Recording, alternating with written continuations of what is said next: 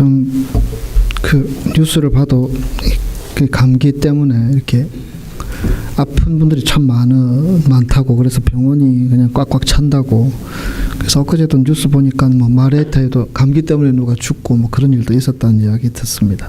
오늘도 또 몸이 좋지 않아서 교회를 못 오신 분들도 많으신데, 여러분 늘 건강하시고, 건강해야지 신앙생활도 잘 삽니다. 운동도 열심히 하시고 몸도 잘 돌보실 수 있기를 원합니다. 우리 앞에 뒤에 계신 분 그렇게 축복했으면 좋겠습니다.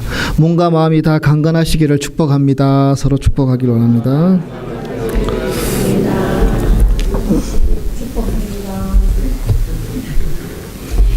예, 좀 늦게 하시니까 딱 튀어서 너무 좋습니다. 예. 20여 년 전 제가 갓 목사 안수를 받고 처음 교인들을 신방하던 때의 일입니다. 한 가정에 신방을 했는데 그 댁에 한 70 정도 되신 어머니가 병상에 누워 계셨습니다. 근데 병명을 잘 알지 못하고요.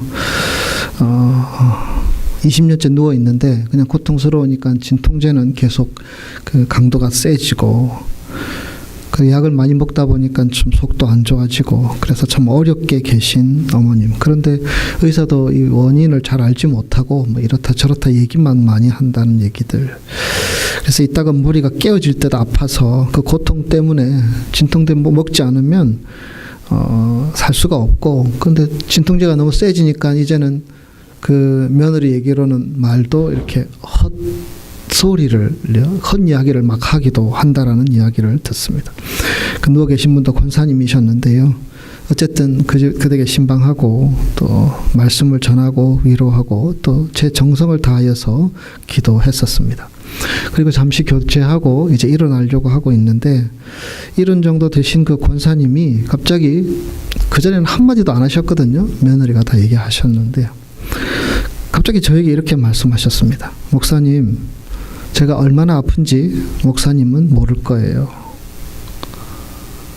목회 초년병이었던 저는 그 말을 들을 때에 갑자기 말문이 딱 막혔습니다. 그분을 제가 잘 모르지만 처음 뵙고 신방하고 열심히 기도는 했는데, 목사님은 제가 얼마나 아플지 모를 거예요 라는 말을 들으니까 제가 정말 제 일을 하려고 하기는 했는데, 말씀도 전하고 간절히 기도도 하기는 했는데, 저 앞에 누워 계신 저 어머님, 저 할머니, 저 권사님의 마음을 헤아려 드리는 데는 내가 소홀했구나라는 마음들이 들고, 얼마나 아프실까. 20년 넘게 그렇게 누워 계신 그 아픔, 제가 헤아려 드리지 못한 것에 대한 부끄러운 마음들이 들었던 기억이 있습니다.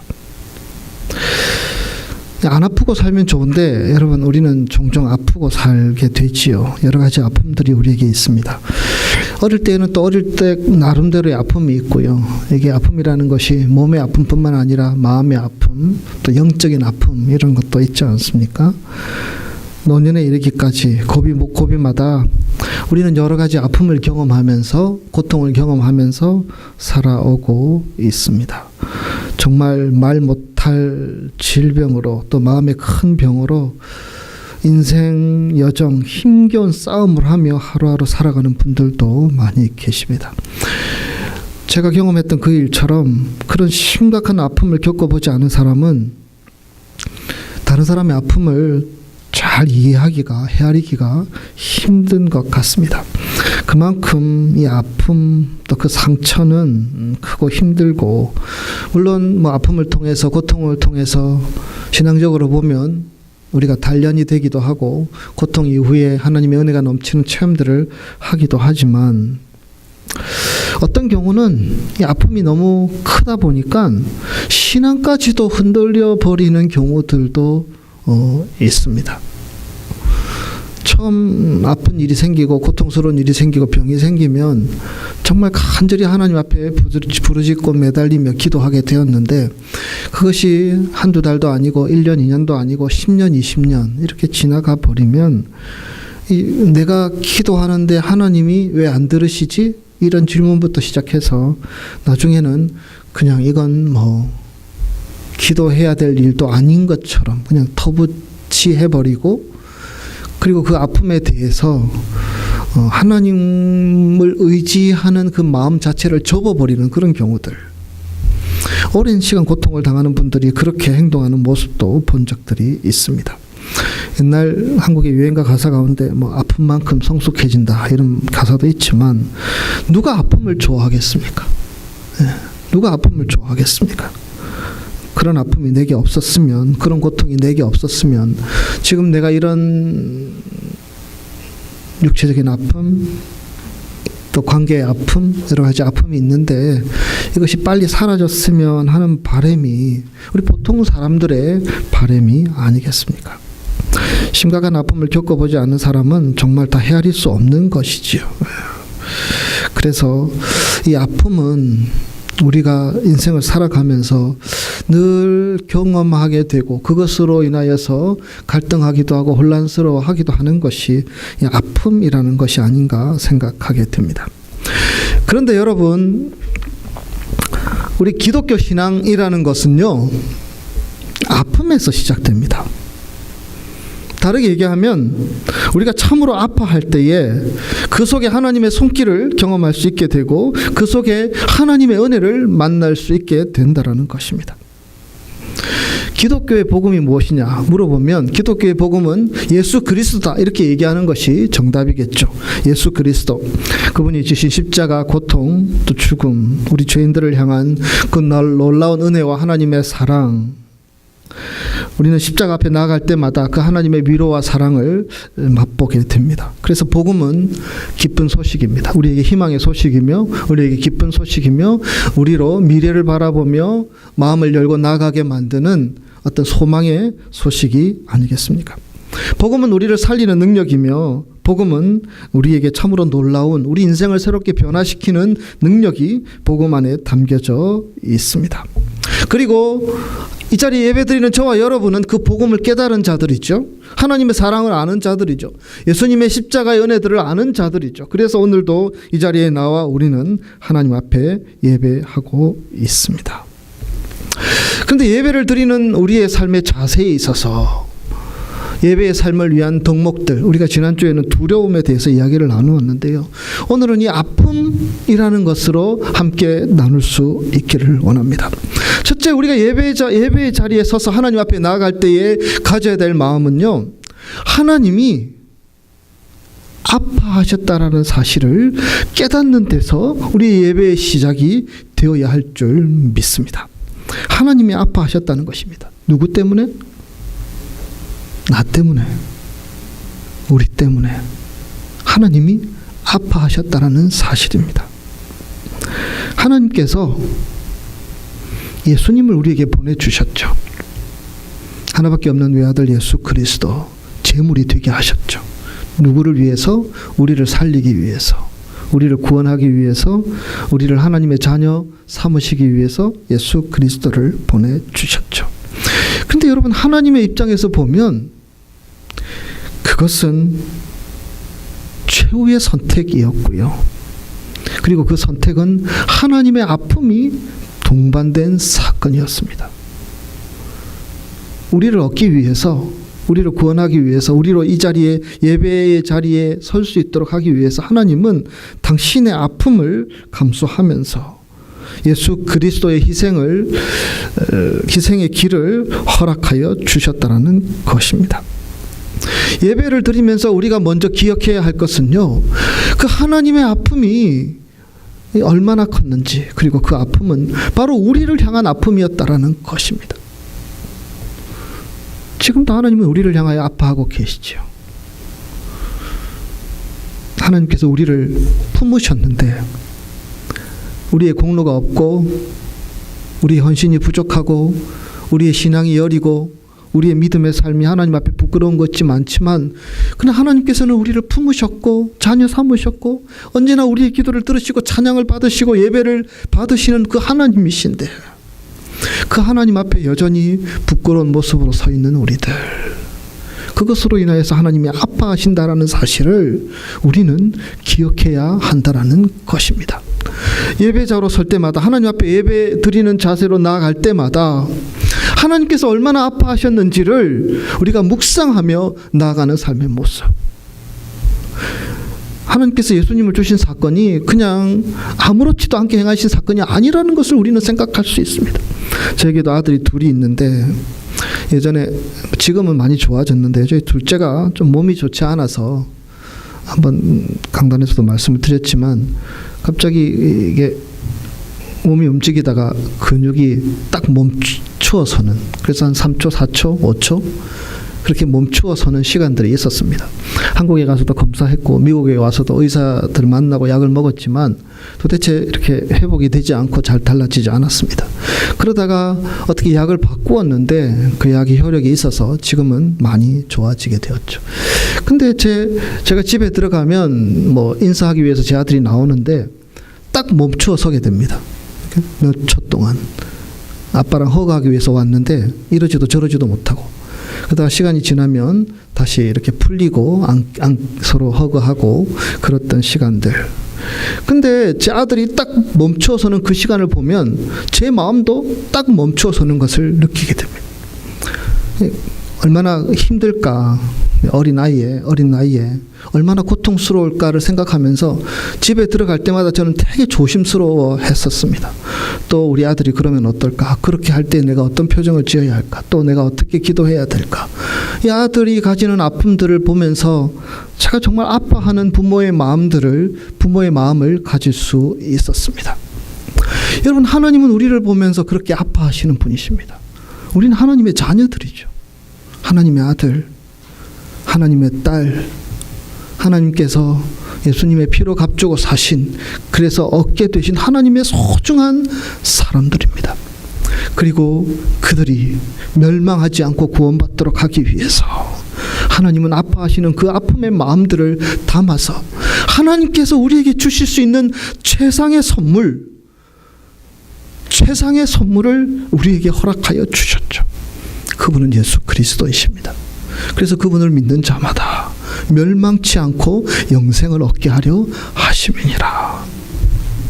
우리를 구원하신 그 구원의 비밀을 우리에게 선물로 주신 그 하나님은 여전히 우리를 보고 아파하시는 하나님이시라는 사실. 우리가 한 주간 동안 살아오면서 우리 각자 살아가는 삶의 모습은 다 달랐죠. 하나님께 부끄러운 것들도 있고 또 죄송스러운 것도 있고 또 우리가 열심히 잘한 것도 있고 여러 가지 모습으로 우리가 살아왔지만, 우리가 살아가는 그 모습을 보면서 하나님께서 정말 아파하신다라는 사실을 우리가 기억하면서 이 예배를 드리면서 그 하나님이 아파하는 그 마음을 헤아리며, 하나님, 이제는 제가 그렇게 나아가지 않기를 원합니다. 이제는 내가 하나님 앞에 제대로 헌신하기를 원합니다. 내가 이제는 하나님의 뜻대로 제대로 살아가기를 원합니다. 십자가의 그 구원의 은혜들을 값싸고 하찮은 은혜로 취급하지 않고 그 은혜의 감격 속에 내가 정말 하나님의 마음을 아프게 하는 것이 아니라 하나님의 마음을 평안케 하고 기쁘게 하며 살아가기를 원합니다. 이 마음으로 예배하는 자를 우리 주님은 찾고 계시는 줄 믿습니다.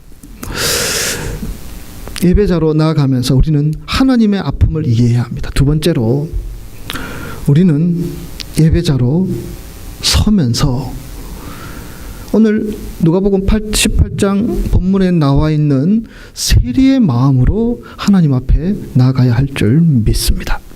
여러분, 오늘 세리와 바리새인의 기도의 내용들이 본문에 등장하고 있습니다. 세리와 바리새인들은 평소에 자기가 하던 대로 그렇게 기도했습니다. 바리새인들은 본문에 기록된 것처럼 그것은 기도가 아니고 마치 잘난 체 하는 자기 자랑과 같은 것이었습니다.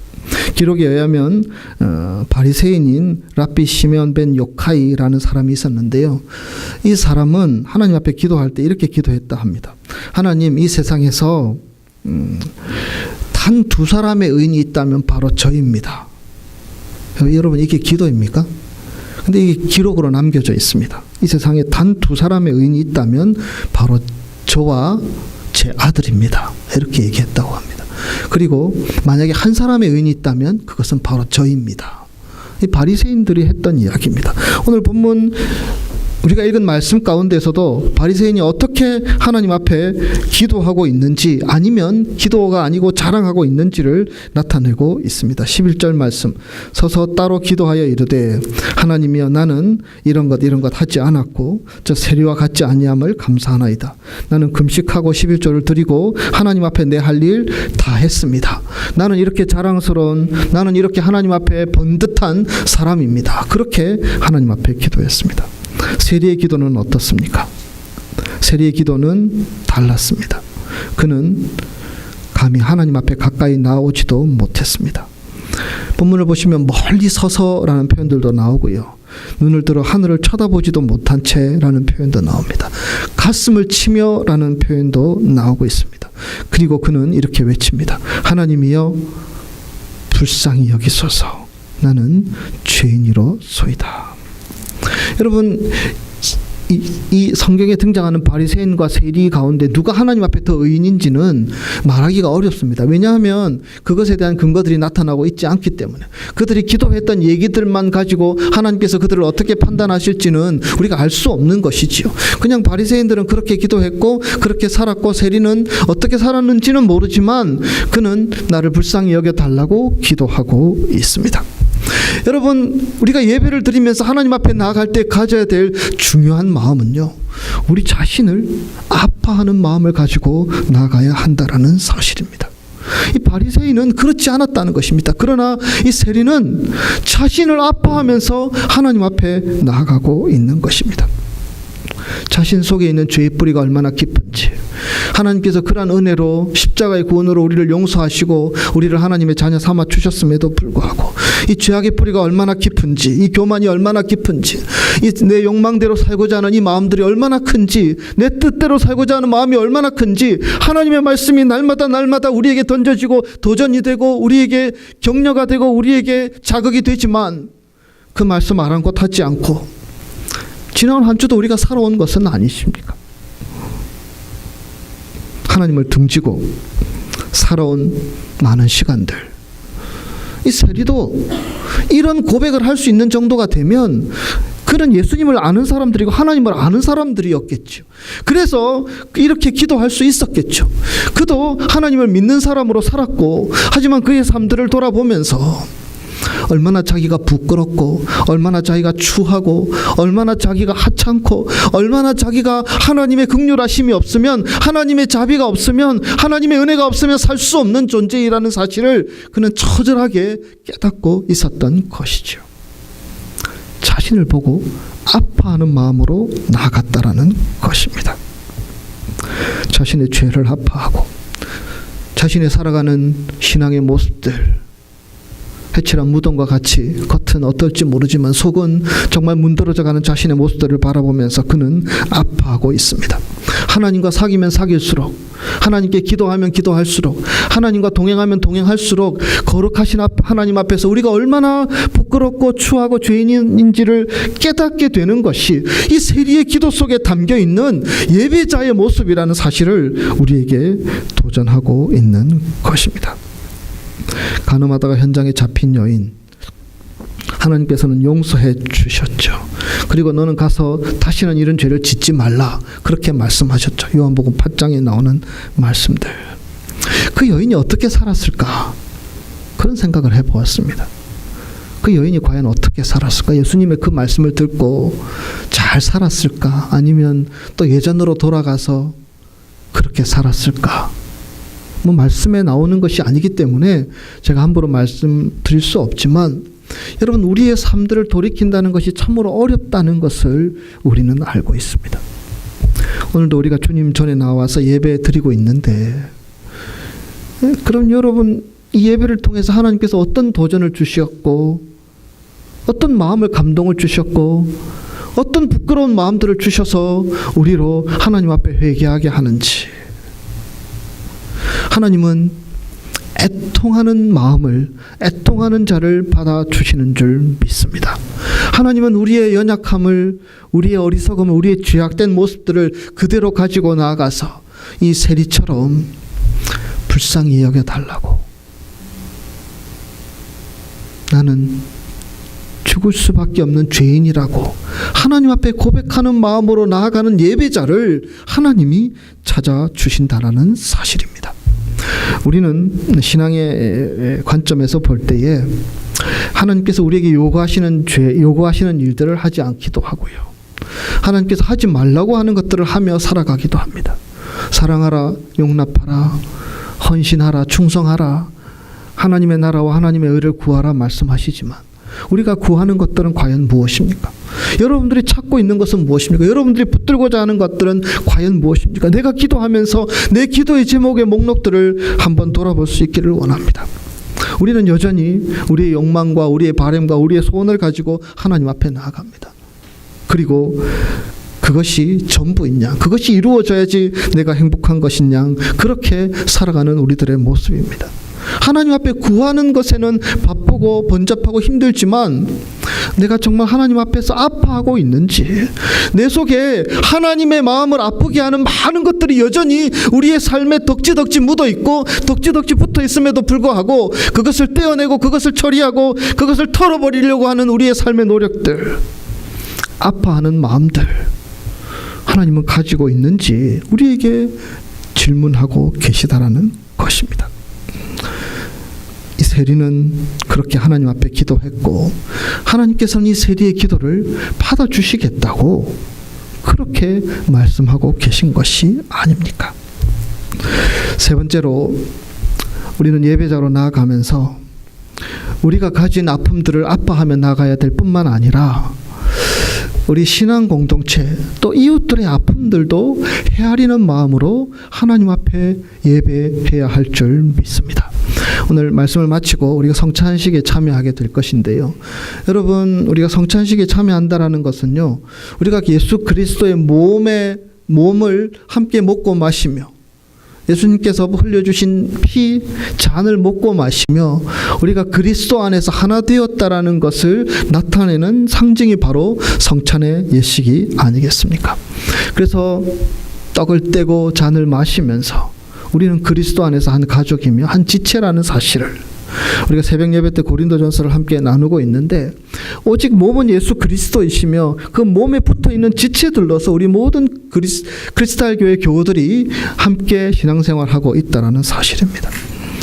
우리가 아파해야 할 것은요, 함께 지체된 자들이 어떻게 살아가고 있는지, 무엇 때문에 고통받고 있는지, 무엇 때문에 염려하고 있는지, 무엇 때문에 기도하고 있는지, 무엇 때문에 하나님 앞에 애통해하고 있는지를 돌아보며 함께 더불어 아파하는 모습으로 이 예배의 자리에 참여하는 자 되기를 우리 주님은 원하시는 줄 믿습니다. 여러분, 우리가 가까운 사람들을 알고 위해서 기도해 주는 사람도 있고, 또 그렇게 우리가 교제하는 사람들과 함께 교제하며 살아가지만 이 크리스탈 한인교회라는 이 공동체는 하나님께서 우리에게 주신 믿음의 공동체이며 사랑의 공동체이며 또한 헌신의 공동체인 줄 믿습니다. 우리가 성찬에 오늘도 참여하면서 우리가 가져야 될 마음의 자세는 다른 사람들의 아픔이 과연 무엇인지. 너무나 감사한 것은 많은 교우들이 저를 위해서 기도해 주셔서 그 기도해 주시는 기도의 격려로 인하여서 힘을 낼 때가 많이 있습니다.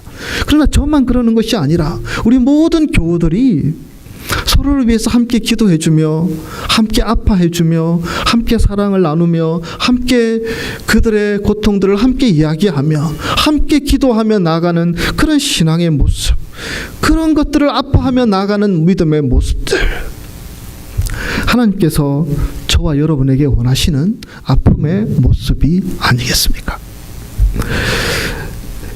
예배의 삶을 살아가기 위한 믿음의 덕목들, 귀한 덕목들, 우리는 지난주에 두려움에 대해서 말씀을 나누었고 오늘 두 번째 시간 아픔을 가지고 이야기를 나누었습니다.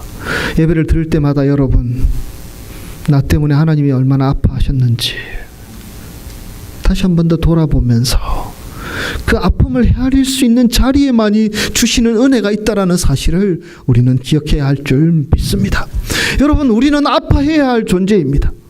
우리 자신을 아파해야 할 존재입니다. 우리 영혼이, 우리의 신앙이, 우리의 믿음이 하나님 보시기에 얼마나 아파해야 될 존재인지도 모른 채 그냥 세상 일에 쫓겨서 살아가는 자 되지 않기를 원합니다. 참으로 우리 자신들을 아파하며 또 이웃들의 아픔을 함께 나누며 기도할 수 있는 우리 크리스탈 믿음의 공동체가 되어서 이 교회 예배를 통하여서 또 우리의 삶을 통하여서 하나님의 뜻을 이루어 나갈 수 있는 저와 여러분의 삶이 되시기를 주님의 이름으로 축복합니다. 기도하겠습니다.